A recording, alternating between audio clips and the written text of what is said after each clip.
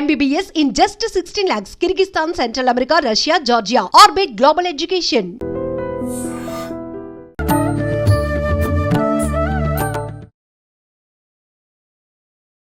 నమస్కారం, welcome to I dream. ధర్మ మార్గం విత్ విజిత కార్యక్రమానికి స్వాగతం. ప్రస్తుతం మనతో పాటు ఉన్నారు ప్రముఖ ఆధ్యాత్మికవేత్త బట్టిప్రోలు విజయలక్ష్మి గారి. ప్రముఖతో మాట్లాడి మరిన్ని విషయాలు తెలుసుకుందాం. నమస్తే అమ్మా. నమస్తే అమ్మా. అమ్మ, కృష్ణాష్టమి రాబోతోంది. అంటే శ్రీకృష్ణ జన్మాష్టమి, ఆయన పుట్టినరోజు కృష్ణుడు. మామూలుగా కృష్ణుడు అంటే భగవంతుడు అనే దానికన్నా మా ఇంట్లో పిల్లవాడు, లేకపోతే మా ఇంట్లో మనిషి అనుకుని భావనతో ఆరాధించే వాళ్ళే చాలా మంది ఉంటారు.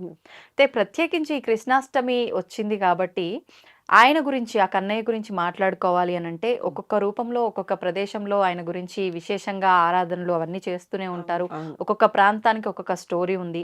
కానీ ప్రత్యేకించి ఉడుపిలో కృష్ణుడి గురించి మాట్లాడుకోవాలంటే వీటన్నిటికన్నా కొంచెం విభిన్నంగా అక్కడ ఉంటుంది అని చెప్పి అంటూ ఉంటారు. ఒక్కసారి దాని గురించి వివరించండి. అసలు ఉడిపి కృష్ణుడి కథ చాలా ప్రత్యేకంగా ఉంటుంది. కృష్ణుడు యశోద దగ్గర పెరిగాడు. అందరూ మన ఇంట్లో పిల్లాడని అనుకోవటానికి కారణం యశోదే. మనల్లో మనం యశోదని భావించుకుని, యశోదది వాత్సల్య భక్తి. ఆ వాత్సల్య భక్తితో కృష్ణుడిని బత్స అంటే దూడ, తన పిల్లాడు కదా, అందుకని ఆవుకు దూడ ఎంత సమానమో యశోదకి కృష్ణుడు అంత సమానం. అంతగా తన పిల్లాడు అనుకున్నట్టుగా తన పిల్లాడే. ఆ మమత అనేది ఉందే అందరికంటే యశోదకి ఎక్కువ. ఎందుకంటే అసలు పిల్లలు లేక లేక పుట్టాడు. పుట్టినవాడు చక్కగా అందరూ ఒక వర్ణంలో ఉంటే ఇతను ఒక్కడు శ్యామల వర్ణంలో పుట్టాడు.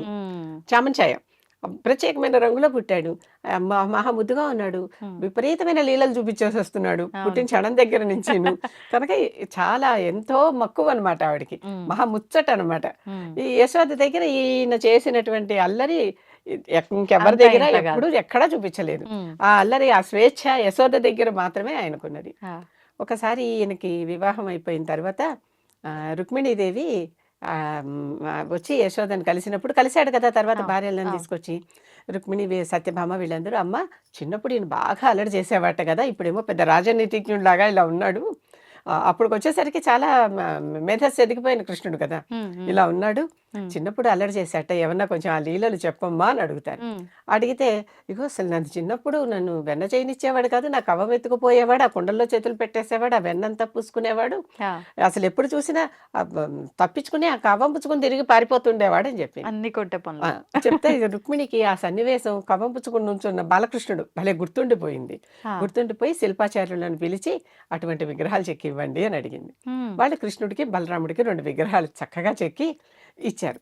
ఇచ్చాక అవి ద్వారకలో పెద్ద ప్రళయంలాగా వచ్చి అంతా మునిగిపోయింది కదా. అప్పుడు అవన్నీ కొట్టుకుని ఎక్కడికో వచ్చేసాయి. ఎక్కడికి వెళ్ళాయో ఎవరికీ తెలియదు. వాటి చుట్టూ రకరకాల మట్టి చేరి అంతా రాయి అయిపోయి 2 పెద్ద గుండ్లు లాగా ఉన్నాయి. ఇంత పెద్ద పెద్ద గుండ్లు ఉంటే ఎలా ఉంటాయి. ఒకసారి ఒక సముద్రం మీద వర్తకం చేసేటటువంటి ఒక వ్యాపారి సముద్రం మీద పడవ వెళ్ళాలి, కొంత బరువు తగ్గింది. ఆ బరువు వేస్తే గానీ బ్యాలెన్స్ కాదు. అక్కడ ఒడ్డు మీద 2 రాళ్లు కనిపిస్తున్నాయి. ఆ 2 గుండ్లు, పెద్ద పెద్ద గుండ్లు, అవి తీసుకొచ్చి సముద్రం పడవలో పెడితే బరువు బ్యాలెన్స్ అవుతుంది అని 2 తీసుకురమ్మన్నాడు. ఆ 2 పని వాళ్ళు వెళ్ళి తీసుకొచ్చి ఆ 2 గుండ్లు పడవలో పెట్టాక పడవ బ్యాలెన్స్ అయింది. మునిగిపోకుండా మామూలుగా నడుపుకోవటానికి వీలుగా సర్టెన్ బరువు ఉండాలి కదా, అలా బ్యాలెన్స్ అయింది. బ్యాలెన్స్ అయ్యాక ఆ పడవను నడుపుకుంటూ వస్తున్నాడు. పడవను నడుపుకుంటూ వస్తుంటే మధ్యదారిలో మళ్ళీ పెద్దగా తుఫాను వచ్చేసింది. మునిగిపోతామా అన్నట్లుగా. ఏం చేయాలో తెలియలా, భయం వేసిపోయింది అందరికీ. అప్పుడు దండం పెట్టుకుని, కృష్ణ నువ్వే దిక్కొని దండం పెట్టుకుంటే ఆ వ్యాపారికి కలలో, అంటే ధ్యానంలో ఉన్నప్పుడు ఒక గొప్ప యతి కనిపించాడు. యతి కనిపించి ఒక ప్రత్యేకమైన ఒడ్డుకి ఇతను పడవను పిలుచుకెళ్ళినట్టుగా అయిపోయింది. ఆ యతి మధ్వాచార్యుడు. మధ్వాచార్యుడు కృష్ణ భక్తుడు కదా. ఆయన ఈ పడవ ప్రమాదంలో ఉంది, దాంట్లోపల ఉన్న 2 గుండ్లలో కృష్ణ బలరాములు ఉన్నారు. యతికి తన ధ్యానంలో తనకి తెలుసు. ఆయన వీటిని తన ఒడ్డుకు మళ్ళించుకున్నాడు. అక్కడికి చేరాయి. ఇదంతా ఎక్కడ ఉంటుంది, మనకి ఉడిపి అంటే కర్ణాటక, ఆ ప్రాంతంలో అంతా సముద్ర ప్రాంతమే కదా. అక్కడికి వెళ్ళి పడవ ఆగింది. పడవ ఆగాక, నువ్వే నన్ను రక్షించావు స్వామి, ఇంత అందరం మునిగి చచ్చిపోయేవాళ్ళం, నా సామాన్లు పోయేది, ప్రాణాలు పోయేవి, అన్నీ పోయేవి, నువ్వు మమ్మల్ని రక్షించావు, నీకేం కావాలో చెప్పమంటాడు. నాకేం కల్లా నీ దగ్గర ఉన్న 2 గుండ్లు నాకు ఇవ్వమంటాడు. ఆయనకు ముందర తెలుసు. ఆ 2 గుండ్లు ఇప్పించుకుంటాడు. ఏవో అసలు నా ఆస్తులు సంపదలు అడుగుతా ఉంటే నువ్వు 2 రాళ్ళు అడుగుతున్నావు అని ఆయన వెంటనే ఇచ్చేసి, నాకు అవి ఇస్తే చాలు, నాకు ఇంకేం అక్కర్లేదన్నాడు. ఆ రాళ్ళు తీసేసుకున్నాడు. ఆ రాళ్ళు తెచ్చి అక్కడ పెట్టాక అవి మళ్ళీ తన ఉడిపిలోకి తీసుకెళ్తున్నాడు. ఒడ్డు నుంచి ఊరికి వెళ్ళాలిగా. తీసుకెళ్తుంటే మధ్యలో కొంత దూరంలో బలరాముడి రాయి ఇలా పగిలిపోయి అక్కడ ఉండిపోయింది. దాంట్లోంచి బలరాముడి విగ్రహం బయటకు వచ్చింది. అక్కడ బలరాముడు రాయి లోపల విగ్రహం ఉంది. విగ్రహం రాయి అంటే మట్టి అంతా చేరిపోయి ఆ, ఇప్పుడు మనకి సింహాచలంలో నరసింహస్వామి ఎలా ఉంటాడు, వరహరి లక్ష్మీ నరసింహస్వామి అంత గంధం పూసి పూసి పూసి ఒక ఉండలా కనిపిస్తుంది. అవును. ఉండ పగల కొడితే కానీ లోపల ఆయన ఉన్నారని మనకి తెలియదు. అవును. అలా అయిపోయింది అనమాట ఇది. Okay okay. అయిపోయాక అదంతా ఊడిపోయాక ఆ బలరాముడిని అక్కడ ప్రకటితం విగ్రహం. అయిపోయాడు. ఆయన అక్కడే ప్రతిష్ఠ చేసేసారు. అక్కడ ఎక్కడైతే పడిపోయిందో అక్కడే. అక్కడ బలరాముడికి ఉడిపికి కొంత దూరంలో 30 కిలోమీటర్లు అనుకుంటా, 30 అక్కడ ఒక ఆలయం కట్టేశారు ఆయనకి. ఆ తర్వాత ఈ కృష్ణ విగ్రహాన్ని ఉడిపి దాకా ఆయన తీసుకెళ్ళగలిగాడు. ఓకే. ఉడిపి ఎందుకు అంటే ఆ పక్కనే ఉన్నటువంటి దాంట్లోనే ఈయన జన్మస్థలం. ఆయన అక్కడే ఆయన ఆశ్రమం కానీ అన్ని అక్కడ తీసుకెళ్లి ఈ ఈ రాయి ఎవరిది? మధ్వాచార్య. మధ్వాచార్యులది.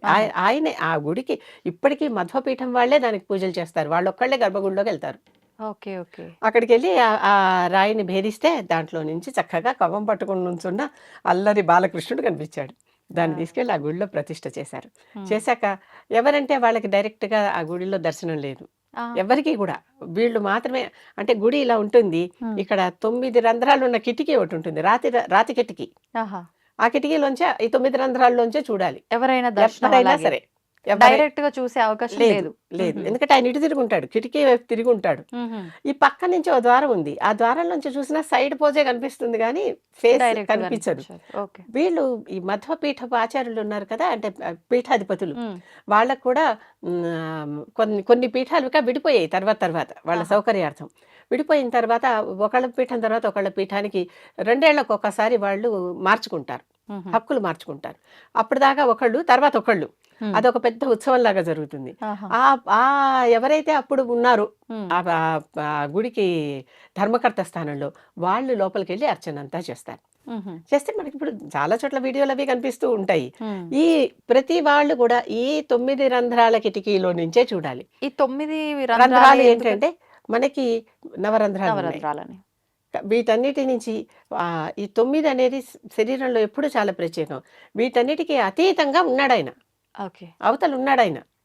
అంటే ఈ శరీరానికి వాళ్ళు ఇది ద్వైత మతం మధ్వాచార్యుడిది. అద్వైతమేమో శంకరుడు, విశిష్టాద్వైతమేమో రామానుజుడు, ద్వైతమేమో మధుడు. ద్వైతం అంటే 2, జీవుడు వేరే దేవుడు వేరే. అర్థమవుతుంది కదా, జీవుడు వేరే దేవుడు వేరే. జీవుడే దేవుడు అనేది అద్వైతం. ఈ ఇద్దరు కాకుండా ప్రకృతి కూడా ఉందనేది విశిష్టాద్వైతం. కానీ 3 ఇక్కడ 2 కనుక ఈ జీవుడు తన శరీరాన్ని దాటి ఆయన్ని చూడాలి ఆ లోపల నుంచి. అక్కడి నుంచే దర్శనం, చక్కగా దర్శనం అయితే బాగా అవుతుంది. బాగా పర్వదినాల్లో మంచి రష్ కూడా ఉంటుంది. చాలా వినూత్నమైన పుష్కరిణి ఉంది. ఆ పుష్కరిణిలో చేపలన్నీ ఆయన రూపాలే అని కూడా నమ్ముతారు. ఆ చేపలకు కూడా విష్ణు రూపాలి అని నమ్ముతారు.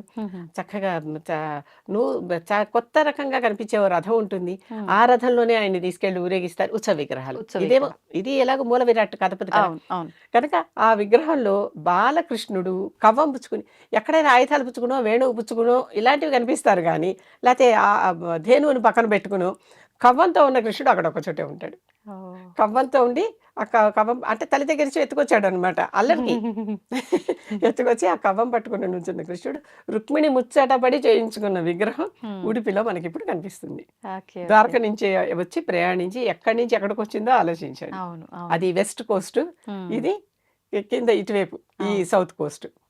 అక్కడికి వచ్చి అంటే అసలు ఇలాంటి ఒక పర్పస్ తోటే అప్పుడు తను అలా తయారు చేయించారేమో. అసలు ఆ చిన్నప్పటి కృష్ణుడు నేను చూడలేదు, రుక్మిణి చూడలేదు కదా, యశోద చూసింది కానీ వేరెవరు చూడలేదు కదా, దేవ కూడా చూడలేదు. నిజాయితీగా మాట్లాడితే ఎప్పుడైతే తన దగ్గర నుంచి యశోద దగ్గరికి వచ్చేసరికి కొంచెం పెద్దవాడు అయిపోయాడు.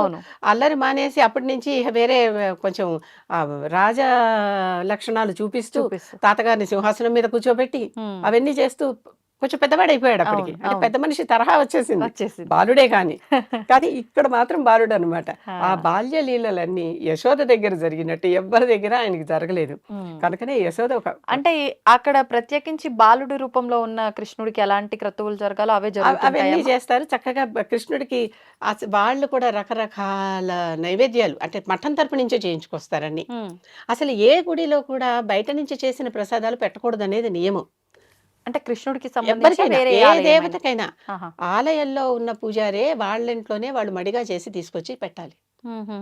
అదే ఆ పద్ధతి ఎక్కడైనా సరే.